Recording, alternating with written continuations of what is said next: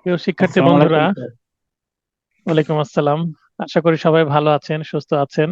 আচ্ছা, আমরা পড়ছি সুনির্দিষ্ট প্রতিকার আইন বা SR act, specific relief act. গতদিন 11 ধারা পর্যন্ত পড়েছি, আজকে 12 থেকে 18 ধারা পড়া হবে এবং আগামী শনিবারে এই প্রথম থেকে 18 ধারা পর্যন্ত একটি ক্লাস টেস্ট হবে। রুটিনে আপনাদের সবকিছু উল্লেখই আছে, অনেক সময় রুটিন আপনারা লক্ষ্য করেন না। রুটিন দেওয়ার পরেও অনেকে প্রশ্ন করেন মেসেজে। আচ্ছা, আজকে 12 অধ্যায়, তার মানে 12 ধারা, মানে তৃতীয় অধ্যায় শুরু হচ্ছে আমাদের। তৃতীয় খণ্ডের দ্বিতীয় অধ্যায় শুরু হচ্ছে। ধারা 12 থেকে 30। এখানে 12 থেকে 30 একটা লম্বা, সবচেয়ে বড় অধ্যায়, দ্বিতীয় অধ্যায়, তৃতীয় খণ্ডের একটি অংশ।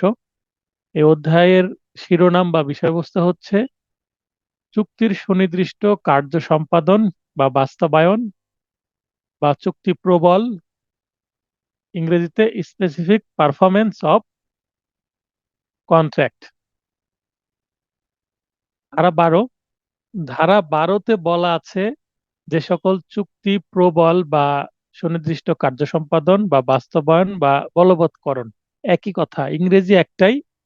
সংক্ষেপে কোনো কোনো জায়গায় এসপি শব্দটা আমি ব্যবহার করব, যেটাকে বলছে স্পেসিফিক পারফরমেন্স। স্পেসিফিক পারফরমেন্সের ইংরেজি একটাই, বাংলা অনেকগুলো: চুক্তি প্রবল, চুক্তি সুনির্দিষ্ট কার্য সম্পাদন, চুক্তি বাস্তবায়ন, চুক্তি বলবৎকরণ, একই কথা। অর্থাৎ একটা চুক্তির ন্যূনতম দুইটা পক্ষ থাকে, তৃতীয় চতুর্থ পঞ্চম অনেক পক্ষ থাকতে পারে, কিন্তু অ্যাটলিস্ট দুইটা পক্ষ থাকতে হবে।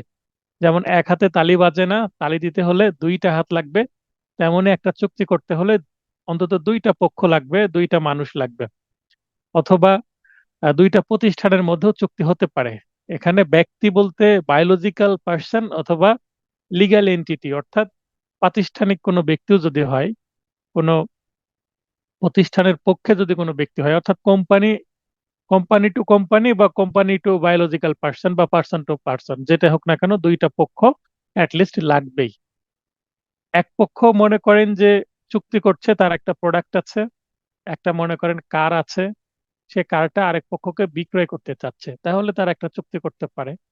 সেই চুক্তিতে এক পক্ষ কারটা ডেলিভারি করবে, তার বিনিময়ে সে একটা বিনিময় মূল্য নিবে, অপর পক্ষ যেটা দিবে।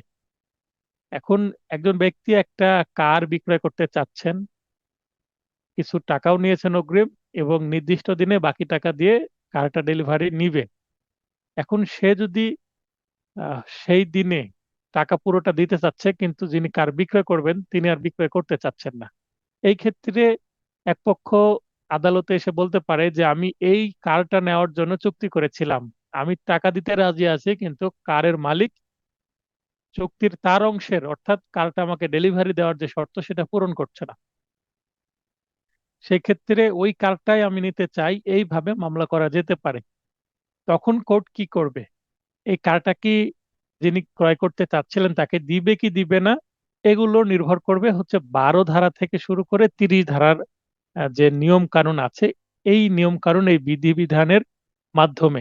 এখানে যে প্রভিশনস গুলো আছে, বিধানগুলো আছে, এই বিধানের আলোকেই আদালত সিদ্ধান্ত নিবে যে ওই কারটা পাবে কি পাবে না। তো কারটা পাবে কি পাবে না, এইটা আমরা জানতে হলে এই 12 ধারা থেকে 30 ধারা পর্যন্ত আমাদের পড়তে হবে। এই ধরনের অসংখ্য চুক্তি আছে, অনেক ধরনের চুক্তি আছে। চুক্তি অবশ্যই কি হতে হবে? বৈধ হতে হবে। অবৈধ চুক্তি হলে সেটা বলবৎ করা যাবে না। আর যেটা বলবৎযোগ্য, বৈধ চুক্তি, যেটা বাতিল হয়ে যায়নি, এই ধরনের চুক্তি বলবৎ করা যায়। আমরা কিন্তু আহ, আমরা যে সেভিংস, এর আগে একটা সেকশন ছিল কোন চুক্তি বলবৎ করা যায় এবং কোন চুক্তি বলবৎ করা যায় না, এটা সম্পর্কে একটু মানে স্পেসিফিক পারফরমেন্স দেওয়া যায় বলা আছে। তো এবার বেসিক্যালি যে চুক্তি বিষয়ে মানে সুনির্দিষ্টভাবে বলা আছে 12 ধারায় যে কোনগুলো করা যাবে কার্য সম্পাদন। ইংরেজি cases in which specific performance enforceable. তো এই ইংরেজিটা তুলে দিয়ে বলতে পারে কত ধারা এটা আছে, অথবা 12 ধারায় কয়টি ক্ষেত্রে চুক্তির সুনির্দিষ্ট কার্য সম্পাদন বা চুক্তি প্রবল করা যায়, উত্তর হবে 4টি। তাহলে চারটি ক্ষেত্রে চুক্তির সুনির্দিষ্ট কার্য সম্পাদন সম্ভব, আদালত মঞ্জুর করবেন। অর্থাৎ এই চারটি ক্ষেত্রের মধ্যে যদি পড়ে, তাহলে ওই কার বিক্রয় করতে চেয়েছিল, যে উদাহরণটা প্রথমে দিলাম, ওই কারটা অবশ্যই তাকে দিয়ে দিতে হবেই। মালিক কারটা দিতে বাধ্য করা যাবে এই 12টা ক্ষেত্রের সাথে যদি ম্যাচ করে, সরি, 12 ধারার 4টা ক্ষেত্রের সাথে যদি ম্যাচ করে, তাহলে অবশ্যই চুক্তির সুনির্দিষ্ট কার্য সম্পাদন হবে। অর্থাৎ যে জিনিসটা, যে বস্তুটা নেওয়ার জন্য মামলা করা হয়েছে, সেটা দিতে তাকে বাধ্য করা যাবে। কখন? এই চারটি ক্ষেত্রে: যখন সম্মতিভুক্ত কার্য সম্পাদন সম্পূর্ণ বা আংশিক একটি ওসি জিম্মার বা ট্রাস্টের অংশভুক্ত, অর্থাৎ কোনো এই চুক্তিটা যদি ট্রাস্ট রিলেটেড হয়, কোনোভাবে ট্রাস্টের সাথে যদি কানেকশন থাকে, ট্রাস্টের বিষয় হয়, তাহলে এইটা অবশ্যই সুনির্দিষ্টভাবে কার্য সম্পাদন করবে। অর্থাৎ এর বিকল্প কোনো ক্ষতিপূরণ বা অন্য কোনো ভাবে করা সম্ভব না। ট্রাস্ট হলে মাস্ট বি ইনফোর্সেবল। আর যখন সম্মতিভুক্ত কার্য সম্পাদন না করলে যে ক্ষতি হবে তার পরিমাণ নির্ণয়ের কোনো মানদণ্ড নেই।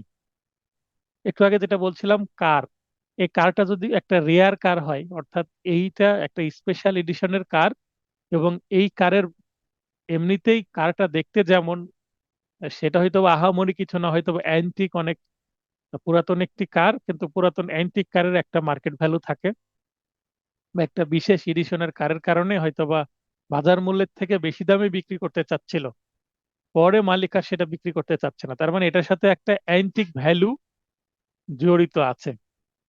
তো এই ক্ষেত্রে যিনি ক্রয় করছেন বলছেন, ওই অ্যান্টিক ভ্যালুর কারণেই তো আমি এটা নিতে চাচ্ছিলাম, রেয়ার পিস। এখন যদি এটা আমাকে না দেওয়া হয়, আমি যে তাকে একটা টাকা দিয়েছি, আমি একটা হয়তো বা জমি বিক্রয় করেছি, বা আমি আমার যে কার ছিল সেটা বিক্রয় করে দিয়েছি, তো আমি বিক্রয় করে দিয়ে আমি টাকাটা ম্যানেজ করেছি। অতএব এই কারটা যদি আমাকে দেওয়া না হয়, আমি আমার জমি বিক্রয় করলাম, বা আমি একটা, আমার সম্পদ ছিল সেটা বিক্রয় করলাম, বা আমার কারটা আমি বিক্রয় করে দিয়েছি, এখন যদি এটা আমাকে দেওয়া না হয়, আমার যে ক্ষতি হবে সেটা অ্যাকচুয়ালি কি নির্ণয় করা সম্ভব নয়। তারপর যখন সম্মতিভুক্ত কাজটি এমন হয় যে তা সম্পাদন না করলে আর্থিক ক্ষতিপূরণের মাধ্যমে পর্যাপ্ত প্রতিকার লাভ করা যায় না, তাহলে ওপরে হচ্ছে মানদণ্ড নেই, মানে কত আর্থিক ক্ষতি দিতে হবে এটা নির্ণয় করাই সম্ভব না। কারণ এই অ্যান্টিক পিস বা রেয়ার বস্তুর মার্কেট ভ্যালু কম বেশি হয়। কিছু উদাহরণ আছে, যেমন আহ মোনালিসার যে ছবি, লিওনার্দো দা ভিন্স তিনি অঙ্কিত করেছেন, চিত্রায়ন করেছেন, তো সেই ছবির কিন্তু অনেক ভ্যালু, অ্যান্টিক ভ্যালু আছে, শিল্প মূল্য আছে। আমাদের বাংলাদেশের শিল্পাচার্য জয়নুল আবিদিন, ওনার কিছু ছবি আছে রেয়ার পিস, সেগুলো সেগুলো অরিজিনাল যে ছবিগুলো, সেগুলোর অনেক দাম।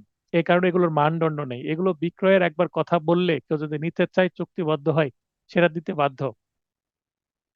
আবার এখানে বলছে পর্যাপ্ত, আহ, তাহলে খ নম্বরে নির্ণয় করা যায় না, গ নম্বরে হচ্ছে ক্ষতিপূরণের মাধ্যমে পর্যাপ্ত ক্ষতি পূরণ পাওয়া যাবে না, মানে টাকা দিবে কিন্তু সেটা পর্যাপ্ত হবে না। আবার ঘ হচ্ছে যখন এমন সম্ভাবনা থাকে যে সম্মতিভুক্ত কার্য সম্পাদন না করার জন্য আর্থিক ক্ষতিপূরণ পাওয়া যাবে না। তাহলে দেখেন, প্রথমে ট্রাস্ট, 2 নম্বর নির্ণয় করা যায় না কম্পেনসেশন কত, গ নম্বরে হচ্ছে নির্ণয় করা যাচ্ছে কিন্তু পর্যাপ্ত হচ্ছে না, মানে আমি চাচ্ছি 1 লক্ষ, আমি চাচ্ছি 20 লক্ষ টাকা, কিন্তু আমাকে হয়তো বা দিবে 10 লক্ষ টাকা, তার মানে কম হচ্ছে, পর্যাপ্ত হচ্ছে না। আর ঘতে বলছে যে আমাকে কোনো ক্ষতিপূরণও দিচ্ছে না। এই এই ধরনের ক্ষেত্রে আদালত বলবে যে আপনি ওই কারটাই দিয়ে দেন, মানে সুনির্দিষ্ট কার্য সম্পাদনই করেন। আপনি বিক্রয়ের জন্য চুক্তিবদ্ধ হয়েছিলেন, আপনাকে বিক্রয় করতে এখন বাধ্য করা হচ্ছে, আপনি এখন কার্ড দিয়ে দেন, তার বিনিময়ে যে টাকাটা নেওয়ার কথা ছিল সে মোতাবেক আপনি টাকাটা নেন। তো 12 ধারায় 4টি ক্ষেত্রে যখন আদালতের কাছে কেউ আসবে যে আমাকে এটা দিতে চেয়েছিল, এই বিষয়ে চুক্তি হয়েছিল, আমি তো আমার পক্ষের যে শর্ত সেটা পূরণ করছি, কিন্তু অপর পক্ষ বিবাদী পূরণ করছে না, অতএব বিবাদীকে বাধ্য করেন। আদালত এই 4টি ক্ষেত্রে বাধ্য করবে যে চুক্তি মতে যেভাবে চুক্তি সম্পাদন করার কথা ছিল এই সেইভাবেই করেন, তাহলে তো ঝামেলা মিটে যায়। দেখবেন এই যে 4টা পয়েন্ট, আগের যে আমরা 11 ধারায় পড়েছি 4টা পয়েন্ট, এখানে দেখেন বিবাদী ট্রাস্টি, এখানে ট্রাস্টের কথা বলা হচ্ছে, আর্থিক ক্ষতিপূরণ পর্যাপ্ত না, সম্পত্তির ক্ষতি নিরূপণ কঠিন হয়, তার মানে ওই যে মানদণ্ড নেই, একই ধরনের বিষয়। আর এখানে প্রতারণা, তার মানে এখানে কাছাকাছি কিছু বিষয় আছে, একটু শুধু পার্থক্য আছে।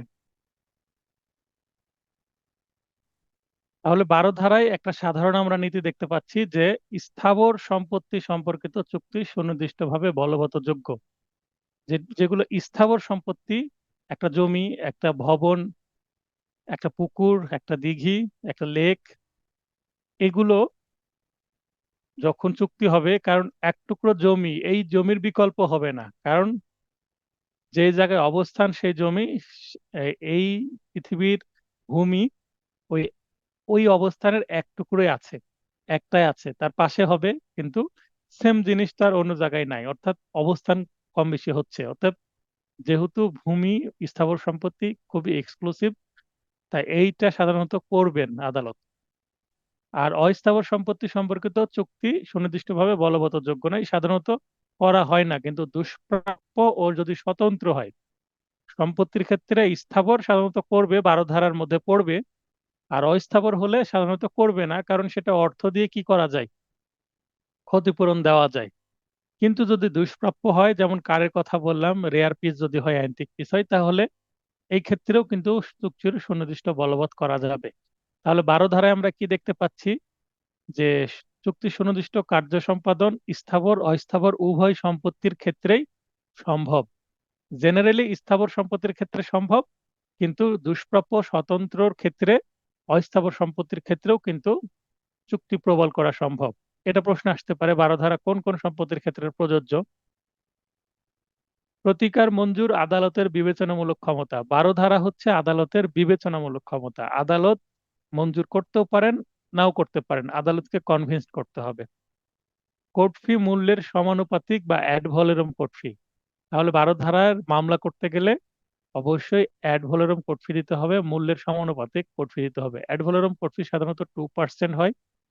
মূল্য যদি 1 লক্ষ টাকা হয়, সেটা 2% কোর্ট ফি দিতে হবে, এবং এই 2% কোর্ট ফি যত আসবে সেটার আবার 15% ভ্যাট দিতে হবে। তো জাস্ট আপনাদের প্রশ্ন আসতে পারে, ফিক্সড কোর্ট ফি 300 টাকা না অ্যাড ভলোরম কোর্ট ফি, অর্থাৎ মূল্যের সমানুপাতিক কিনা। অনেক সময় অ্যাড ভলোরমের অর্ধেক কোর্ট ফি দিয়েও কিছু কিছু মামলা হয়। তামাদির মেয়াদ 1 বছর, অনুচ্ছেদ 113-তে আছে, 12 ধারা অনুসারে মামলা, চুক্তি প্রবলের মামলা করতে গেলে অবশ্যই 1 বছরের মধ্যে মামলা করতে হবে। 1 বছরটা শুরু হবে কখন থেকে, যখন এই চুক্তির কার্য সম্পাদন এক পক্ষ করতে অস্বীকার করবে। আমি টাকা দিচ্ছি, আমাকে সেই কারটা দিচ্ছে না, তাহলে যেই দিন দিতে অস্বীকার করলো সেই দিন থেকে 1 বছরের মধ্যে মামলা করতে হবে। 12 ধারা গুরুত্বপূর্ণ একটি সেকশন ছিল, এখানে একটু আবার প্রিভিউ দিই। 12 ধারায় 4টি ক্ষেত্রে চুক্তি প্রবল করা সম্ভব, সে 4টি ক্ষেত্র এখানে আছে। সাধারণ নীতি হচ্ছে, স্থাবর সম্পত্তির ক্ষেত্রে 12 ধারায় চুক্তি সম্পাদনের বা চুক্তি প্রবলের মামলা করলে সাধারণত মঞ্জুর হয়। অস্থাবরের ক্ষেত্রে মঞ্জুর হয় না, তার বিনিময়ে কম্পেনসেশন বা ক্ষতিপূরণ দিয়ে মিটমাট করে দেওয়া হয়। আর যদি দুষ্প্রাপ্য স্বতন্ত্র কোনো বিষয় হয়, রেয়ার পিস হয়, তাহলে কিন্তু সেক্ষেত্রেও বলবে যে না, রেয়ার পিস যেহেতু ওইটাই দিতে হবে, অর্থাৎ সেখানেও চুক্তি প্রবলের মামলা মঞ্জুর হবে, ডিক্রি পাওয়া যাবে। 13 ধারা, যে চুক্তির বিষয়বস্তু আংশিকভাবে বিলুপ্ত হয়েছে। 12 ধারায় চুক্তির যে বিষয়বস্তু, মানে যেটা বিক্রয়ের কথা বলা হচ্ছিল কার, সেটা যেমন ছিল তেমনই আছে, কিন্তু 13 ধারায় এসে যেটা বলা হচ্ছে যে আংশিকভাবে বিলুপ্ত হয়েছে। কার হয়তোবা যেদিন দেওয়ার কথা ছিল তার আগে অ্যাক্সিডেন্ট করে কার একটু ক্ষতিগ্রস্ত হয়েছে। আর যদি এটা একটা বাড়ি হয়, বাড়ি হয়তো বা ঘূর্ণিঝড়ে বা ভূমিকম্পে ক্ষতিগ্রস্ত হয়েছে, বা এটা যদি অন্য কোনো কিছু হয়, তো যদি নদীর ধারের সম্পত্তি হয়, নদীর পাড়ের সম্পত্তি, নদীর ভাঙ্গনে নদীর মধ্যে বিলিয়ে গেছে অর্ধেক বা কিছু অংশ, এরকম হতে পারে। অর্থাৎ যেটা বিক্রয় করতে চেয়েছিলাম সেইটা বিক্রয়ের সময় যেমন ছিল, যখন ডেলিভারি করব অর্থাৎ চুক্তিটা সম্পাদন হবে, চুক্তি করা হলো, কিছু অগ্রিম টাকা দেওয়া হলো, 3 মাস 6 মাস পরে এটা এক্সিকিউশন করা হবে, অর্থাৎ লেনদেনটা হবে, চুক্তিটা সম্পন্ন হবে। এর মধ্যে কোনো অঘটন ঘটলো, যে জিনিসটা নিয়ে চুক্তি করা হচ্ছিল, বা যে বাড়ি, পুকুর, বা জমি, যেটাই বলা হোক না কেন, স্থাবর অস্থাবর সম্পত্তি উভয় ক্ষেত্রেই হতে পারে, সেটা ক্ষতিগ্রস্ত হলো, আংশিকভাবে কিছুটা ক্ষতিগ্রস্ত হলো, তাহলে সেটা নিয়ে কি সিদ্ধান্ত হবে এটা দেওয়া জরুরি। কারণ যদি ক্ষতিগ্রস্ত হয়, এক পক্ষ বলবে যে আমি নিব না, যে নেওয়ার কথা ছিল, বাড়ি ভাঙ্গা বাড়ি তো আমি কিনতে চাইনি, আমি ভালো বাড়ি কিনতে চেয়েছি, এখন এই ভাঙ্গা বাড়ি আমি নিব না, এই কথা বললে আদালত কি করবে, সেটা বলা হচ্ছে 13 ধারায়। Contract of which the subject has partially cease to exist, অর্থাৎ কিছুটা বিলুপ্ত হয়েছে, অর্থাৎ ক্ষতিগ্রস্ত হয়েছে এক কথায়। তো এখানে সাবজেক্ট বলতে কিন্তু বিষয়বস্তু, অর্থাৎ ওই কার বাড়ি বা ভূমি, এটাকে বলা হচ্ছে সাবজেক্ট বা বিষয়বস্তু। চুক্তি আইনের 56 ধারা বলে এমন চুক্তি বলবৎ করা যায় না, কিন্তু অত্র ধারা বলে বলবৎ করা যায়। চুক্তি আইন আছে, কন্ট্রাক্ট অ্যাক্ট আছে 1872 সালে। তো কন্ট্রাক্ট অ্যাক্টে 56 ধারায় বলছে এই ধরনের চুক্তি যেগুলো আংশিকভাবে বিষয়বস্তু ক্ষতিগ্রস্ত হয়েছে বা বিলুপ্ত হয়েছে, সেটা সম্ভব না, কারণ যেমন ছিল আমি তেমনই চাই, এটা তো দাবি করবে ক্রেতা। কিন্তু 13 ধারায় বলছে, সুনির্দিষ্ট প্রতিকার আইনের 13 ধারায় বলছে যে না, এখানেও কিছু বলবৎ করা যাবে। তো বলবৎ করা যাবে কিভাবে, কিছু উদাহরণ আছে, এই উদাহরণটা আমার আগের নোটে এভাবে ছিল না, এই নোটে মানে নতুন নোটে আমি বিস্তারিত করেছি। দেখুন, উদাহরণ বলছে ক্ষয়ের ক্ষয়ের নিকট একটি বাড়ি 1 লক্ষ টাকায় বিক্রয় করতে চুক্তিবদ্ধ হলো। এই প্রশ্নটা আসলে 1 লক্ষতে আর আসবে না, হয়তো বা 1 কোটি বা 50 লক্ষ এরকম অ্যামাউন্ট দিয়ে আসবে, কারণ এটা আগের আইন ছিল, পরিবর্তন হয়নি। আর 1 লক্ষ টাকায় আর বাড়ি বিক্রয় হয় না অন্তত। তো পরদিন ঘূর্ণিঝড়ে বাড়িটি বিধ্বস্ত হয়ে গেল, ঘূর্ণিঝড়ে বাড়ি কি হয়ে গেছে, ভেঙে গেছে। এখন ক্রয়মূল্য পরিশোধ করে খকে চুক্তিতে তার অংশের কার্য সম্পাদনে, অর্থাৎ বাড়িটি গ্রহণ করতে বাধ্য করা যেতে পারে। তার মানে আমি ভালো বাড়ি কিনতে চেয়েছিলাম, ঘূর্ণিঝড়ে বাড়ি ক্ষতিগ্রস্ত হয়েছে, বাড়ির মালিক বলছে ভাই আপনি তো নিতে চেয়েছিলেন, আপনাকে নিতেই হবে। আমি তো আর নিজে ভাঙি নাই, ঘূর্ণিঝড় প্রাকৃতিক দুর্যোগে বাড়িটা ভেঙে গেছে, আমার কি করার আছে? এটা হচ্ছে অ্যাক্ট অফ গড, গড এটা করেছে, আমি কি করব এটা? এখন এখানে বাদী হচ্ছে যিনি বাড়ির মালিক, সে তো মামলা করবে, কারণ বিবাদী ক্রেতা সে কিনতে চাচ্ছে না। তো বিবাদী বিবাদীকে বাধ্য করা যাবে যে আপনি 1 লক্ষ টাকাতে কিনতে চেয়েছিলেন, আপনি 1 লক্ষ টাকা পরিশোধ করেন, এর ভাঙ্গা বাড়ি আপনি নেন। আদালত বাধ্য করবেন, কারণ এইটার ওপরে বাড়িওয়ালার তো কোনো দোষ নেই। আর যেহেতু এটা বিক্রয়ের চুক্তি হয়ে গেছে অলরেডি, এইটা মানে আইনে ধরে নেওয়া হবে যে এই বাড়িটা ক্ষয়ের আর নেই, এটা ক্ষয়ের হয়ে গেছে। কারণ টাকা দিয়ে দিলেই, যেদিনকে চুক্তি হয়েছে সেদিন যদি পুরো 1 লক্ষ টাকা দিয়ে দিত, তাহলে তার আহ, বাড়ি ভেঙে গেছে বলে তার ককে ফেরত দেওয়া যেত না। আর তাই যেহেতু চুক্তি হয়ে গেছে, আংশিক টাকা পরিশোধ করেছে, মনে করেন 10,000 টাকা দিয়েছে, বাকি 90,000 টাকা দিতে বাধ্য করা যাবে। কারণ যেদিন 10,000 টাকা দিয়েছে সেই দিনই কিন্তু কি হয়েছে, এই বাড়িটা ক থেকে ক্ষয়ের হয়ে গেছে মালিকানা। এখন যদি এমন হয় যে যেদিনকে চুক্তি করলো তার 6 মাস পরে বাড়ির দাম দ্বিগুণ হয়ে গেল, 1 লক্ষ টাকার বাড়ির দ্বিগুণ হয়ে গেল, তখন যদি বলে আমি বিক্রয় করবো না, কি ছাড়বে? ভাই, বাড়ির দাম বেড়েছে তো কি হয়েছে, আমার সাথে চুক্তি করেছেন, আমাকে বাড়ি দিতেই হবে। তো এখানে আদালত এই কারণেই ইকুইটি, এখানে প্রথম দিকে দেখবেন যে পরিচিতি অংশে, আইন পরিচিতিতে এই স্পেসিফিক রিলিফ অ্যাক্ট হচ্ছে ইকুইটি বা ন্যায় বিচারের উপর নির্ভরশীল। তো ইকুইটির উপর যেহেতু নির্ভরশীল, ইকুইটিকে বেস করে এই আইনটা করা হয়েছে, তাই এখানে এই উদাহরণটা দেখলে আমরা ইকুইটির একটা প্রতিফলন পাই। এখানে ন্যায় বিচারটা এইভাবেই প্রতিষ্ঠিত হচ্ছে। আরেকটা উদাহরণ দেখি, নির্দিষ্ট অঙ্কের অর্থের বিনিময়ে কে সারা জীবন বার্ষিক বৃত্তি প্রদান করবে মর্মে চুক্তিবদ্ধ হলো। পরদিন ঘোড়া থেকে পড়ে মারা গেল, চুক্তিটি পালন করতে এর প্রতিনিধিকে বাধ্য করা যেতে পারে। এখানে বাদী হবে আর বিবাদী হবে এর প্রতিনিধি, অর্থাৎ এর প্রতিনিধিকে বাধ্য করা যাবে। মানে আমার বাবা মনে করেন একজন মানুষকে বলেছে, ভাই কোনো হয়তো বা উপকার করেছে বা কোনো একটা বিষয় আছে, আমার বাবা একজনকে বলেছে তোমাকে মাসে আমি 5,000 টাকা করে দিব, তুমি যতদিন বেঁচে থাকবে। আমার বাবা এই কথা বলার পরে আমার বাবা মারা গেল, মনে করেন। এখন যেহেতু আমার বাবা কথা দিয়ে গেছেন একজন মানুষকে, এইটা আমাকে পালন করে যেতে হবে, কারণ এটা লিখিত চুক্তি করা আছে। আর যদি এটা পালন আমি না করি, তাহলে আমার বাবার যে সম্পত্তি আছে সেই সম্পত্তি থেকে প্রতি বছর প্রতি মাসে যে টাকাটা দেওয়ার কথা ছিল সেটা দিতে বাধ্য করা যাবে, এটাই বলা হচ্ছে। অর্থাৎ যে যার সাথে চুক্তি করা হয়েছিল সারা জীবন বৃত্তি পাবে, সে বেঁচে থাকা পর্যন্ত টাকা পাবে। বাবা দিতে চাইছে, ছেলেকেও বাধ্য করা যাবে। তো 13 নম্বর হচ্ছে এটা। এখন পড়ছি 14। 14তে বলা হচ্ছে অসম্পাদিত অংশ ছোট। অসম্পাদিত অংশ ছোট, এখানে মনে করেন উদাহরণ যদি আমরা দেখি, ক্ষতিপূরণ সাপেক্ষে অসম্পাদিত অংশের চুক্তি বলবৎ করা যেতে পারে। Specific performance of part of the contract where part unperformed is small. যখন যে অংশটা ছোট, সেই অংশটা মনে করেন যে দেওয়া যাচ্ছে না, বড় অংশটা দেওয়া যাচ্ছে। উদাহরণ দেখলে বুঝতে পারবো।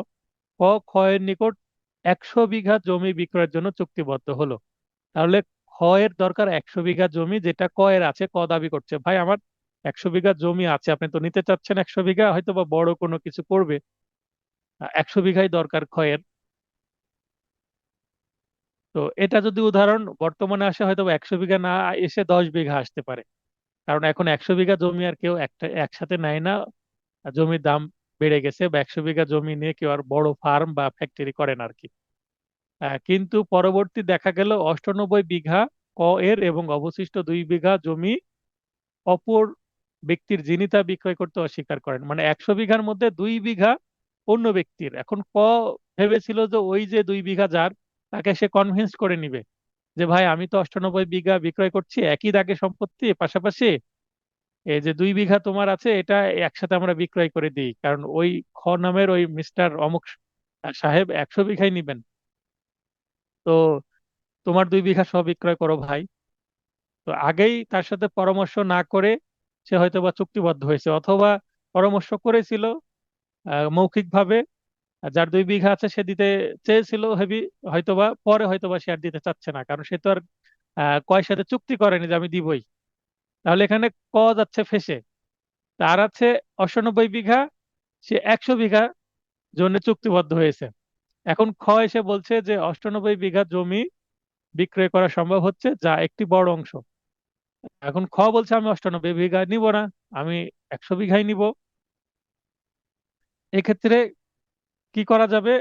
এখানে অতএব যেহেতু 100 বিঘার 98 বিঘা বিঘা মানে 98 বিঘা বিঘা হচ্ছে একটা বড় অংশ, আর 2 বিঘা ছোট একটা অংশ, তো 2 বিঘা না নিলেও খুব একটা ক্ষতি হবে না। এইটা হচ্ছে এই ধারার বক্তব্য। তাহলে 2 বিঘা জমি বাবদ ক্ষতিপূরণ সমন্বয় সাপেক্ষে ক্রয় মূল্য পরিশোধ করে হকে চুক্তিতে তার অংশের কার্য সম্পাদনে, অর্থাৎ 100 বিঘা যে জমি গ্রহণ করতে বাধ্য করা যেতে পারে। এখানে 100 বিঘা জমি কথাটা লেখা আছে, এখানে একটু সংশোধন হবে। এখানে যে 100 বিঘা জমি গ্রহণ করতে, এই 100 বিঘা না হয়ে এখানে লিখেন 98 বিঘা, 100কে কেটে 98 লিখেন। তো 98 বিঘা জমি নিতে তাকে বাধ্য করা যেতে পারে। দেখেন এখানে ক হবে বাদী, যে 98 বিঘার মালিক, এবং খ যে 100 বিঘা নিতে চাচ্ছিল। এখন 2 বিঘা দেওয়া যাচ্ছে না। এখন ক বলবে যে ভাই 2 বিঘা তো সামান্য জিনিস, ছোট অংশ, এটা ছাড়া আপনি 98 বিঘা নিয়ে নেন না। এখন এদের মধ্যে মনে করেন 1 কোটি টাকায় চুক্তি হয়েছে যে 100 বিঘা সম্পত্তি 1 কোটি টাকায় নিবে। এখন বলছে 100 বিঘা যেহেতু 1 কোটি টাকা, আপনি এই 2 লক্ষ টাকা 2 বিঘার জন্য বাদ দিয়ে দেন প্রয়োজনে, বা আরো 1 লক্ষ টাকা 3 লক্ষ টাকা আপনি বাদ দিয়ে দেন। মানে এইভাবে ক্ষতিপূরণ সাপেক্ষে 100 বিঘার দাম যেটা হয় হিসাব করে 98 বিঘার দাম যেটা হবে সেটা পরিশোধ হবে। 100 বিঘা যেহেতু পাচ্ছে না, 100 বিঘার দাম দিতে হচ্ছে না। সিম্পল একটা বিষয়। তো এখানে যে আহ, মানে ক্রেতা সে লাভবান হবে এখানে,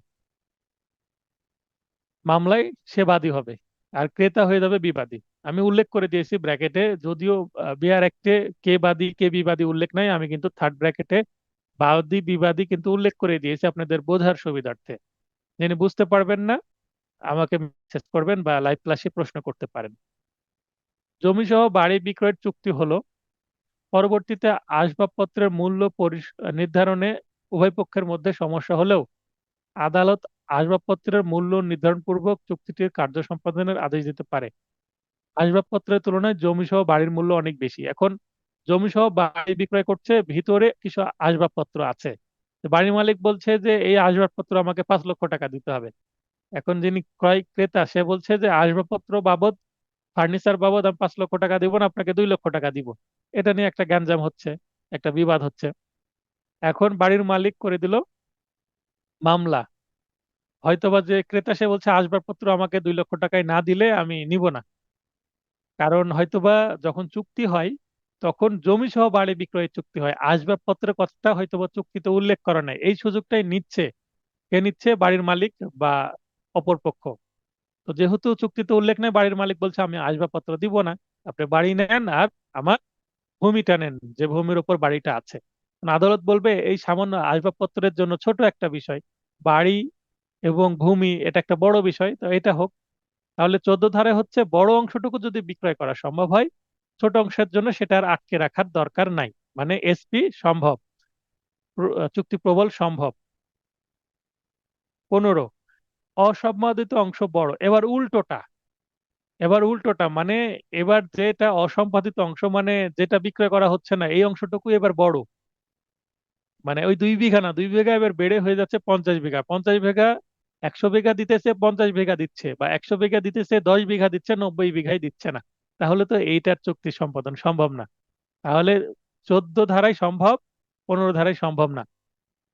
specific performance of part of contract where part unperform is large. তাহলে এখানে ইংলিশে যদি আসে, আগেরটাতে দেখবেন স্মল আর এখানে দেখবেন লার্জ। তাহলে স্মল হলে আনপারফর্মড অংশ হচ্ছে, যদি স্মল হয়, আনপারফর্মড মানে যেটা সম্পাদন করা সম্ভব হচ্ছে না, সেটা স্মল হলে চুক্তি সুনির্দিষ্ট কার্য সম্পাদন বা প্রবল সম্ভব, মানে চুক্তিটা এক্সিকিউশন সম্ভব। আর 15 ধারায় যদি বড় অংশ হচ্ছে না, তাহলে যে ক্রেতা সে তো নিবেই না। আমার দরকার 100 বিঘা, আমি 50 বিঘা নিয়ে তো আমার কাজ হচ্ছে না, আমি নিব না। তাহলে সম্মতিক্রমে কার্য সম্পাদন সম্ভব হতে পারে, সাধারণত সম্ভব হয় না। তার মানে সাধারণ নিয়ম হতে সম্ভব হয় না। তবে যিনি ক্রয় করছেন সে যদি 100 বিঘার জন্য 1 কোটি টাকা দাম হয়েছিল, 50 বিঘা যদি 50 লক্ষ টাকা নিতে চায়, তাহলে উভয় পক্ষ যদি রাজি হয় তাহলে তো আদালতেই আসার দরকার হচ্ছে না। বা মামলা করার পর যদি উভয় পক্ষের মধ্যে একটা কি হয়ে যায়, মীমাংসা হয়ে যায়, তাহলে তো সোলেনামা হয়ে যাবে। তো তখন আবার সম্ভব হতে পারে, তো সেটা ভিন্ন বিষয়। যদি উভয় পক্ষ রাজি থাকে তাহলে তো কোর্টের আর কি করার আছে, কিছু করার নেই। আহ, পার্টিরা যেভাবে চাচ্ছে সেভাবে সোলেনামা হয়ে যাবে। কিন্তু যদি যিনি ক্রেতা তিনি যদি নারাজ হন, মানে নিতে না চান, 100 বিঘার সম্পত্তি আমি 50 বিঘা নিব না, বা আমি 80 বিঘা নিব না, 20 বিঘা, 20 বিঘা একটা বড় অ্যামাউন্ট। এই কারণে এখানে এক উদাহরণ, 98 বিঘার কাছে এবার 20 বিঘা। ক খ এর নিকট 100 বিঘা জমি বিক্রয়ের জন্য চুক্তিবদ্ধ হলো, কিন্তু পরবর্তীতে দেখা গেল 50 বিঘা ক এর এবং অবশিষ্ট 50 বিঘা অপর ব্যক্তির, যিনি তা বিক্রয় করতে অস্বীকার করলেন। 50 বিঘা জমি বিক্রয় করা সম্ভব হচ্ছে, যা একটি বড় অংশ। তাহলে বড় অংশের একটা বিষয় আপনাদের মাথায় রাখতে হবে। যা একটি বড় অংশ নয়, তাহলে যেটা বিক্রয় করা হচ্ছে এটা কিন্তু বড় অংশ নয়। এর আগে 98 বিঘা বিক্রয় হচ্ছিল, এটা বড় অংশ। অতএব ক্রয় মূল্য পরিশোধ করে খকে চুক্তিতে তার অংশের কার্য সম্পাদনে, অর্থাৎ 100 বিঘার পরিবর্তে 50 বিঘা জমি গ্রহণ করতে বাধ্য করা যাবে না। তাই হয়, 100 বিঘার কাছে 50 বিঘা দিতে চাইলে যে ক্রেতা সে না নিতেও পারে। তাহলে এখানে বাদী হবে ক এবং বিবাদী হবে খ। যার 100 বিঘা জমি বিক্রয় করতে চাচ্ছিল বিক্রেতা এখানে বাদী, আর ক্রেতা হবে এখানে বিবাদী। ক্রেতা বললো আমি নিব না, বাদী হয়ে এই জমির মালিক তার নামে মামলা করবে, তাকে জমি নিতে বাধ্য করার জন্য। আদালত বলছে হবে না, আপনি 100 বিঘা দিতে চাইছিলেন, যদি 100 বিঘা দিতে পারেন দেন। খ ক খ এর নিকট একটি উদ্যান সহ বাড়ি বিক্রয়ের জন্য চুক্তি করলো। তার উদ্যান বলতে কি, বাড়ির সামনে গার্ডেন আছে, হয়তোবা বাংলো বাড়ি বা ফার্ম হাউস এরকম কিছু।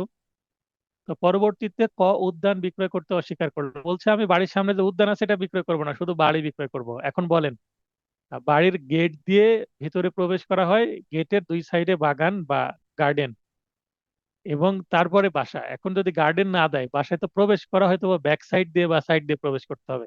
তাহলে আমার বাড়ির সামনে অন্য মানুষের একটা গার্ডেন থাকবে, এইটা কি কেউ বসবাস করতে চায়?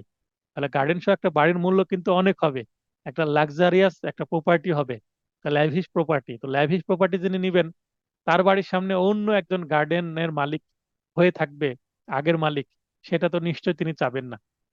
তো যেহেতু তিনি চাইবেন না, সেহেতু এটা করা সম্ভব হবে না।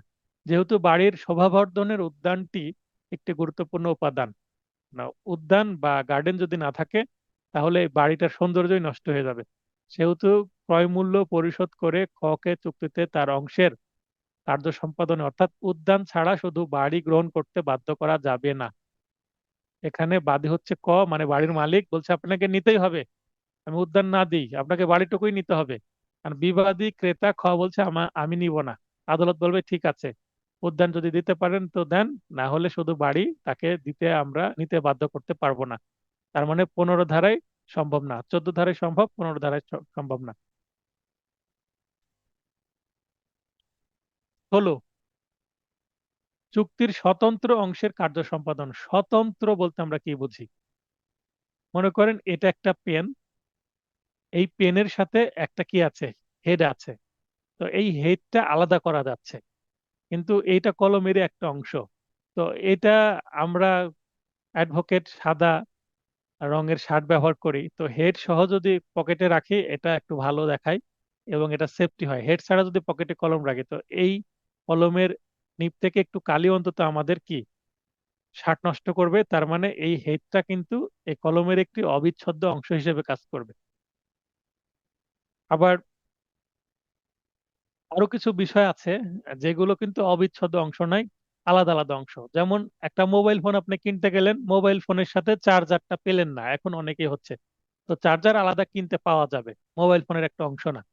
কিন্তু যদি বলা হয় যে মোবাইল ফোন আমি কিনবো, কিন্তু মোবাইল ফোনের মধ্যে দুইটা কি দেওয়া আছে, এখন তো দুইটা তিনটা করে ক্যামেরা দেওয়া থাকে, যে একটা ক্যামেরা আমি খুলে নিব। দোকানদার বলছে মোবাইল ফোন বিক্রি করলাম, হয়তো বা পুরাতন সেকেন্ড হ্যান্ড মোবাইল ফোন। তো মোবাইল ফোনের ভিতরে দুইটা ক্যামেরা আছে, একটা খুলে নিব আর আমি একটা রেখে দেবো, তাহলে কেউ কি নিবে এটা? এটা অবিচ্ছেদ্য অংশ, দুইটা ক্যামেরাই মোবাইল ফোনে থাকতে হবে। ব্যাপারটা এরকম। একটু পড়ি। Specific performance of independent part of contract. Independent বলতে একটা আরেকটার সাথে কানেকশন নাই, স্বতন্ত্র স্বাধীন বা আলাদা অংশের ক্ষেত্রে প্রযোজ্য হবে। অর্থাৎ 16 ধারায় স্বতন্ত্র এবং যদি স্বাধীন অংশ হয়, আলাদা আলাদা যেটা বিক্রয় করা সম্ভব সেইটা আলাদা আলাদা বিক্রয় করা যাবে। অর্থাৎ এটা ধারা 14, 15 এবং 16, এই যে ধারাগুলো, এগুলো আংশিক অংশের জন্য প্রযোজ্য, অর্থাৎ সাধারণ নিয়মের এটা ব্যতিক্রম। সুতরাং এক্ষেত্রে শর্ত সাপেক্ষে চুক্তি বলবৎ করা যেতে পারে। মনে করেন মোবাইল আর চার্জার দুইটা বিক্রয় করার কথা ছিল।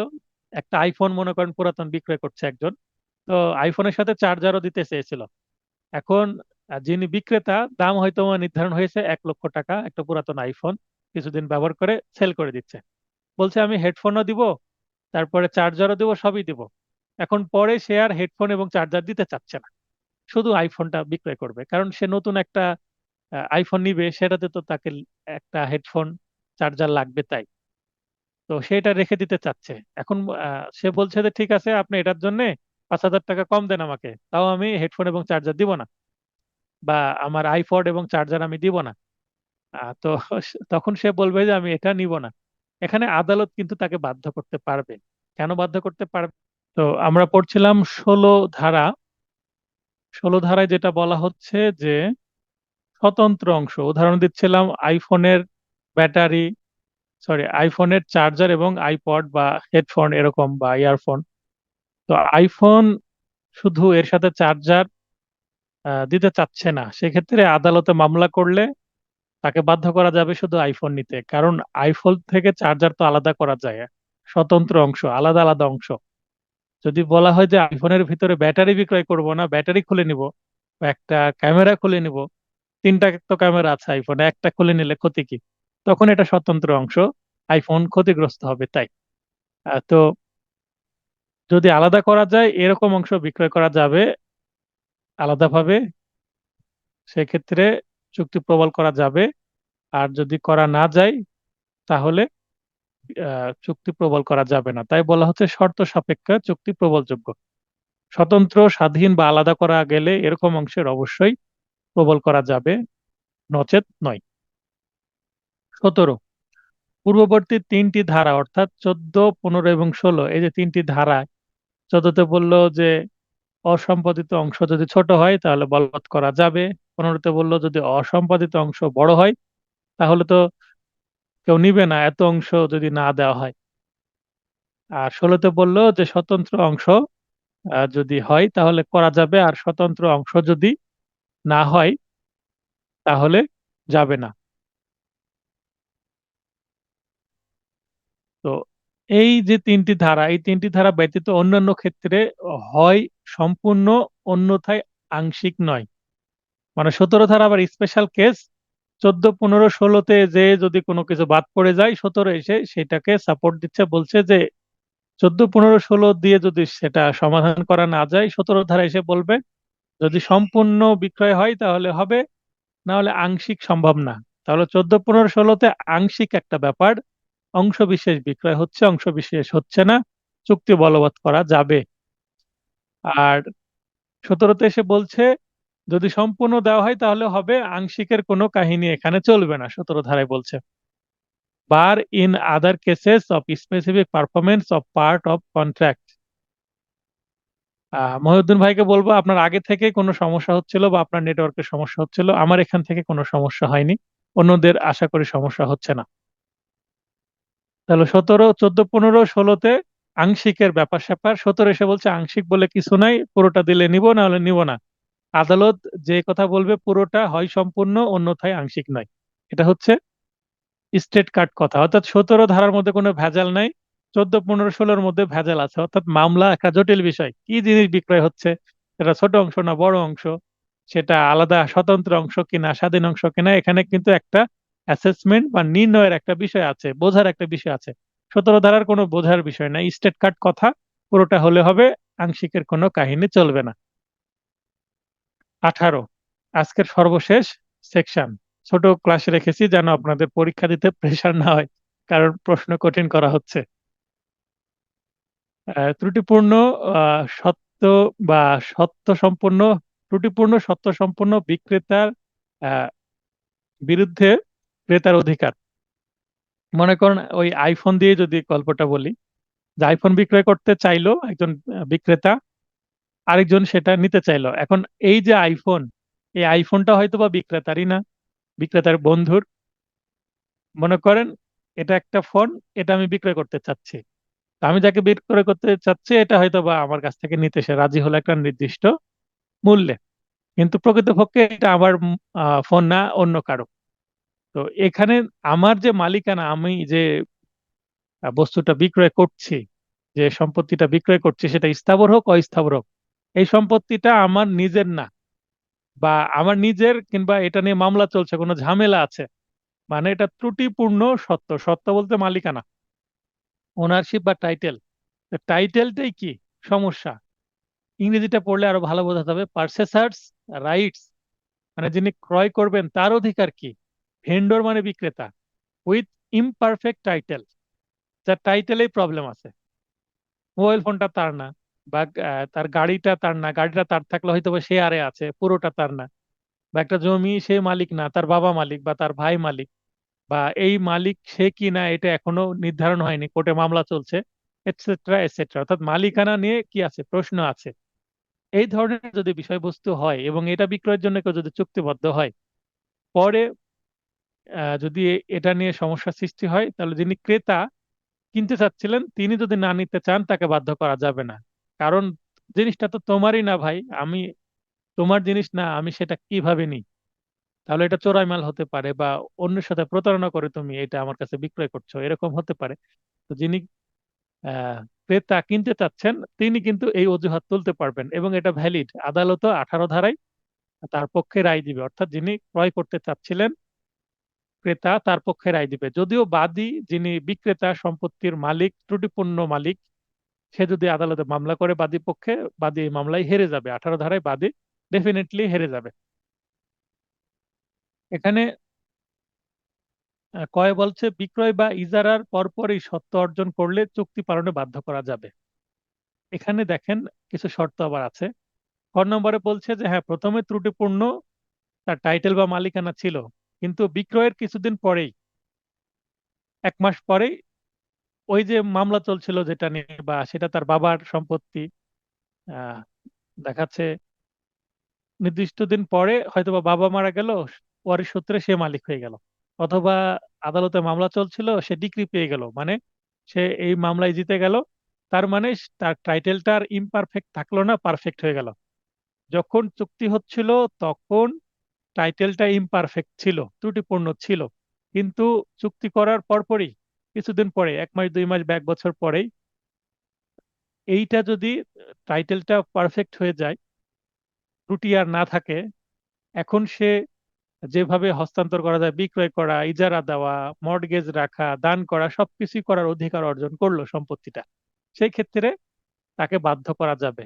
এখন প্রথমে ইমপারফেক্ট ছিল, পরে পারফেক্ট হয়ে গেছে, এখন উভয় পক্ষকে বাধ্য করা যাবে। যার টাইটেল পারফেক্ট হয়ে গেল তাকেও বাধ্য করা যাবে এটা বিক্রয় করতে, এবং যে কিনতে চাচ্ছিল তাকেও বাধ্য করা যাবে যে এখন তো কোনো সমস্যা নেই, এখন নিতে আপনার সমস্যা কি। কমন সেন্স যদি আমরা ব্যবহার করি তাহলে এটা বোঝা যাচ্ছে যে আসলে এরকমই হওয়া উচিত। খ, সত্ত্ব বৈধ করার জন্য অন্যান্য ব্যক্তিদের সম্মতি প্রয়োজন হলে সম্মতি সংগ্রহে বাধ্য করা যাবে। মনে করেন পিতার সম্পত্তি, ওয়ারিশন সম্পত্তি, 2 ভাই আছে, আরেক ভাইকে রাজি করাতে হবে যে হ্যাঁ, মনে করেন যে 2 দাগে সম্পত্তি আছে, এক দাগে এই ভাই পাবে, আরেক দাগে এইভাবে এই ভাই পাবে। এখন 100 দাগে একজন পাবে, 101 দাগে একজন পাবে মনে করেন। এখন যে বিক্রয় করতে চাচ্ছে সে 100 দাগে বিক্রয় করতে চাচ্ছে, যে কিনতে চাচ্ছে সে 100 দাগে কিনতে চাচ্ছে।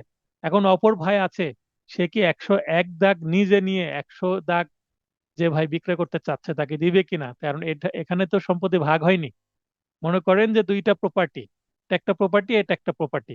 তো এই যে 2টা প্রপার্টি, এই 2টা প্রপার্টির মধ্যে কে কোনটা নেবে এটা তো এখনো ভাগ হয়নি।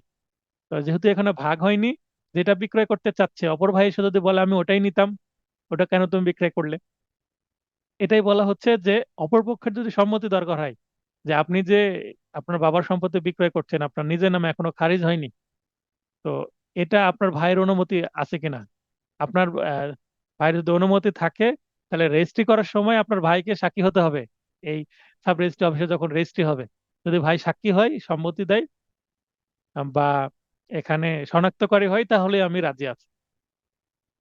এটা বলা হচ্ছে এখানে। গয়ে, দায়হীন সম্পত্তি বিক্রয়ের কথা প্রকাশ্যে ব্যক্ত করে। দায়হীন মানে এই সম্পত্তি বিষয়ে কোনো ঝামেলা নাই, একেবারে নিষ্কণ্ঠক সম্পত্তি, এই কথা বলে ঘোষণা করা হলো। তার এই ঘোষণার ফাঁদে পা দিয়ে একজন 10 লক্ষ টাকা কি দিয়ে দিল, অ্যাডভান্স দিয়ে দিল। তারপরে যদি এসে দেখা যায় যে এই সম্পত্তি নিয়ে ঝামেলা আছে, নিষ্কণ্টক আর না দায় আছে, হয়তো বা 10 লক্ষ টাকার সম্পত্তি, 8 লক্ষ টাকায় মর্টগেজ আছে,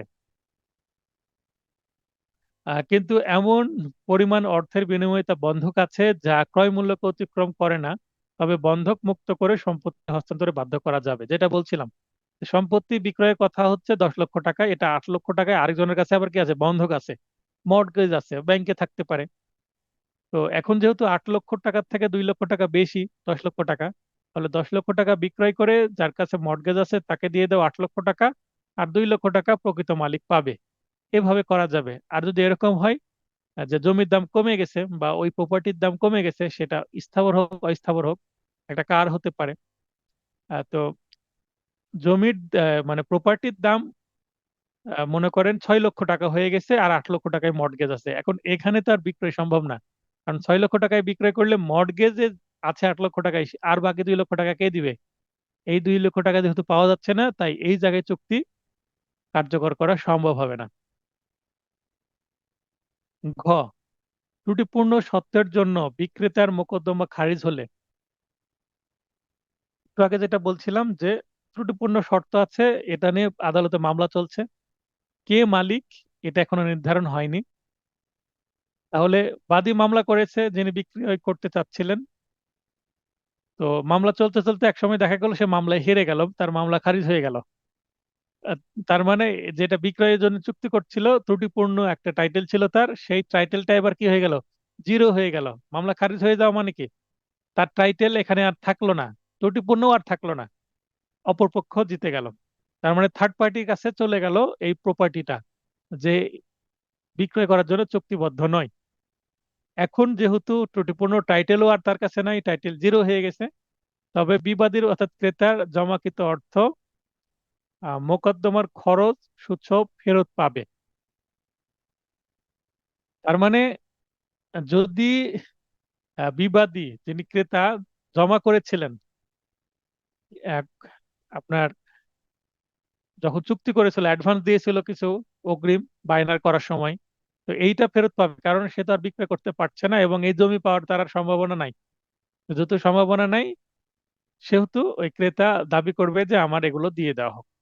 তো এই হচ্ছে আজকের আলোচনার বিষয়। আজকের আলোচনা বিষয় থেকে যদি প্র্যাকটিক্যাল বাস্তবমুখী কিছু উদাহরণমূলক প্রশ্ন করি, যেমন এখানে আমি কিন্তু অলরেডি এগুলো পড়ার সময় মুখে বললাম, যেমন জমির কথা বললাম, তারপর মর্টগেজ আছে 8 লক্ষ টাকায় 10 লক্ষ টাকার সম্পত্তি। তো এইগুলো দিয়ে আমি প্রশ্ন করতে পারি এমসিকিউ। ইভেন এটা যখন রিটেন সাবজেক্ট হবে, রিটেনেও আমি এরকম প্রশ্ন করতে পারি। তো সবচেয়ে ভালো হয় আপনারা যখন এটা লাইভ ক্লাসের ভিডিওটা পাবলিশ করে দিব, এটা ভিডিওটাও দেখবেন। আর এই আমার নোটের পাশাপাশি সম্ভব হলে একটু মূল বইটা বের করে মূল বইটা অন্তত একবার বিয়ার একটা পড়ার অভ্যাস করেন। বিয়ার অ্যাক্টের থেকে কিন্তু প্রশ্ন হয়। আমার নোট কিন্তু ওই যিনি প্রশ্ন করবেন তার কাছে কিন্তু আমার নোট থাকবে না, ওই বিয়ার অ্যাক্টই থাকবে। তো আমি অনুরোধ করব, যদিও আমি বলে থাকি যে আমার নোট পড়লে এনাফ, কিন্তু তারপরেও যারা রিস্ক ফ্রি থাকতে চান, কনফিডেন্ট থাকতে চান যে আমি এবারই পাশ করব, আমাকে পাশ করতে হবে, তো এই 18 ধারা থেকে আজকে মানে প্রতিটা সাবজেক্টে আমি যেগুলো পড়াবো, আমার নোট, আমার ভিডিও এবং বেয়ার অ্যাক্ট একটু দেখে নেবেন, অন্তত একবার রিডিং পড়বেন বেয়ার অ্যাক্ট। বেয়ার অ্যাক্ট পড়ার সময় যদি নতুন কোনো তথ্য পান বা আমার নোটের সাথে কোনো সাংঘর্ষিক কোনো তথ্য পান, যেটা মনে হচ্ছে আমার নোটে ভুল আছে, দয়া করে আমাকে মেসেজ করবেন যে এই জায়গায় মনে হয় স্যার একটু ভিন্ন আছে, আপনি হয়তো বা একটু মিস্টেক করেছেন। তো আমি যদি মিস্টেক করে থাকে আমি সংশোধন করে নেব, অথবা বেয়ার অ্যাক্টের বাংলায় যদি মিস্টেক থাকে, মেবি ইংলিশে মিস্টেক থাকে না। যেমন পেনাল কোডের বেয়ার অ্যাক্ট যেগুলো বাজারে আছে, অনেক জায়গায় দেখেছি বাংলাতে মিস্টেক আছে। সাজা বলেছে 5 বছর, কিন্তু ইংরেজিতে 7 বছর দেখাচ্ছে, ইংরেজিতে 7 বছর, বাংলায় 5 বছর, এরকম বাংলা ইংলিশের একটু পার্থক্য থাকে। ইংলিশটা দেখলে ভুলগুলো মানে থাকবে না। আমার এই যে নোটটা তৈরি করার জন্য আমি বাজারের কোনো বিয়ার অ্যাক্ট ফলো করিনি, আমি মোটা মূল বইগুলো ফলো করেছি। এর পাশাপাশি মানে একেবারে সঠিক হওয়ার জন্য, আরো অ্যাপ্রোপ্রিয়েট হওয়ার জন্য আমি কি করেছি, ওয়েবসাইটের যে বেয়ার অ্যাক্ট আছে ইংরেজিতে সেটার সাথে ম্যাচ করার চেষ্টা করেছি, এবং সে- সেখান থেকে কিন্তু আমার ভাষায় ট্রান্সলেট করে এই নোটটা তৈরি করা। তো আজকের ক্লাস এখানে শেষ হচ্ছে। আপনাদের আজকের ক্লাস নিয়ে যদি কোনো প্রশ্ন থাকে, এই মুহূর্তে প্রশ্নোত্তর পর্ব শুরু হচ্ছে। আর 1ম থেকে 18 ধারা পর্যন্ত আগামী শনিবার রাত 9:30টায় ক্লাস টেস্ট হবে। শনিবারই ক্লাস টেস্টটা হবে এবার, আশা করছি। সবাইকে ক্লাস টেস্টে অংশগ্রহণের অনুরোধ করব। আর যেহেতু কেউ হাত উত্তোলন করছেন না, ধরে নেব আজকে ক্লাসটি পছন্দ হয়েছে আপনাদের, বুঝতে পেরেছেন। ভিডিও দেখে বেয়ার অ্যাক্ট পড়ে আমার নোটটা পড়েও যদি কোনো প্রশ্ন থাকে আপনি মেসেজ করবেন, পরে আমি আলাদা হোয়াটসঅ্যাপে সময় দিয়ে দেব। তো সবার সুস্বাস্থ্য কামনা করে ক্লাসটি শেষ করছি।